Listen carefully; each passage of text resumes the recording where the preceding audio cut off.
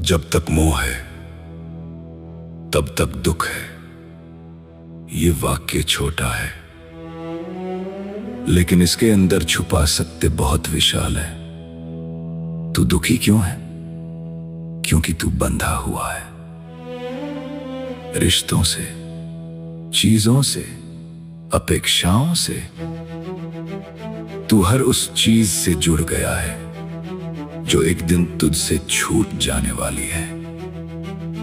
भगवान शिव कहते हैं, हे मानव, मोह तेरे दुखों का मूल कारण है। सुनो, तू जिसे प्यार समझता है अक्सर वो मोह होता है।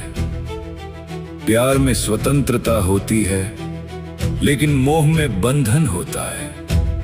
प्यार में शांति होती है, लेकिन मोह में डर होता है। भोलेनाथ का पहला उपदेश, मोह और प्रेम में अंतर समझो।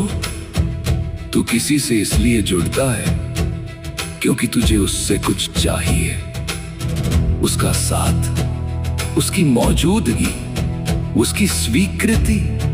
और जब वो नहीं मिलता तो तू दुखी हो जाता है। यही मोह है। भोलेनाथ कहते हैं, जहां अपेक्षा है वही मोह है, और जहां मोह है वही दुख है। और सुनो, तू चीजों से भी मोह रखता है। धन, संपत्ति, नाम, इज्जत, तू इन्हें अपना समझता है, लेकिन ये सब अस्थाई है। आज है, कल नहीं रहेगा। भोले का दूसरा उपदेश, छोड़ना सीखो।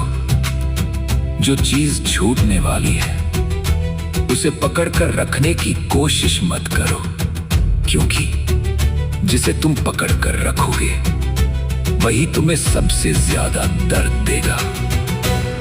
जब तू छोड़ना सीख जाता है तब तू हल्का हो जाता है, और जब तू हल्का होता है तब तू शांत हो जाता है।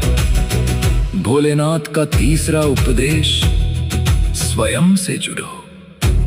जब तू बाहर की चीजों से जुड़ा रहता है तो तू हमेशा अस्थिर रहता है, लेकिन जब तू अपने अंदर जुड़ता है तो तुझे शांति मिलती है, और वही शांति तुझे मोह से मुक्त करती है।